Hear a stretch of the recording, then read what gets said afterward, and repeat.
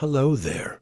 Today, I'm going to introduce you to two photos. At first glance, most of them might look ordinary, but behind them are incredibly terrifying stories, and I'll be sharing each story with you. The first photo is this one of an airplane. Back in 1970, there was a teenager named Kid Stafford. He had a passion for traveling around the world. His parents let him go on trips, but the more he traveled, the more he craved new adventures. Eventually, he began sneaking out of his house frequently to travel on his own, and his parents had to constantly search for him and bring him back. Finally, his parents decided to send him to a boarding school, hoping the school could keep an eye on him. But just 2 weeks later, he managed to escape again. During his escape, he made his way to an airport. The airport he went to that day looked like this. It was Sydney Kingsford Smith Airport in Australia. At that time, airport security wasn't very tight, so it was possible to sneak into the airport. Once Kid arrived at the airport, he went straight to the landing gear of a plane. The plane he approached that day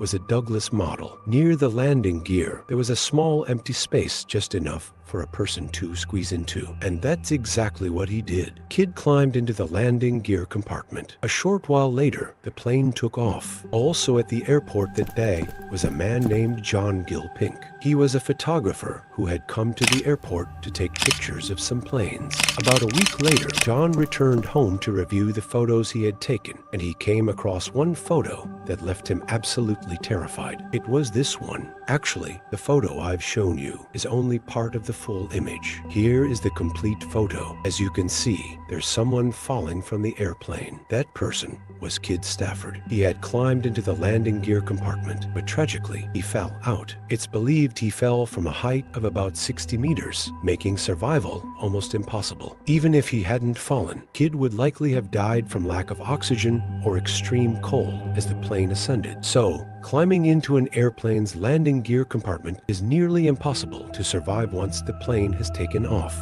The second story is about this picture.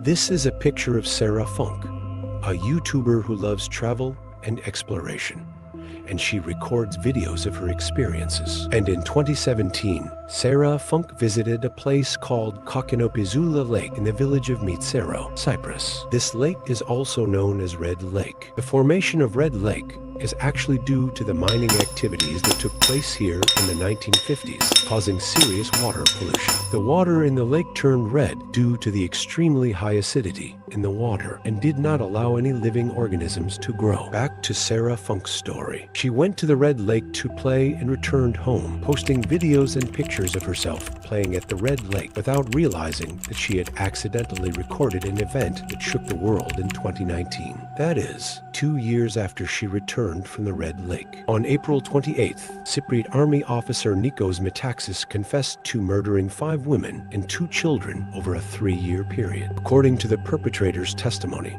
3 of the bodies were stuffed into a suitcase and thrown into Red Mitsero Lake. And back to Sarah Funk with one of the photos she took at Red Mitsero Lake in 2017. People were shocked to discover that there was an object in the photo right next to Sarah Funk, believed to be a suitcase containing 3 bodies. And at that time, Sarah Funk was completely unaware and just thought it was a log. Our story today will end here. Please like and subscribe to Super Banana Cat to learn more interesting mysteries in the world.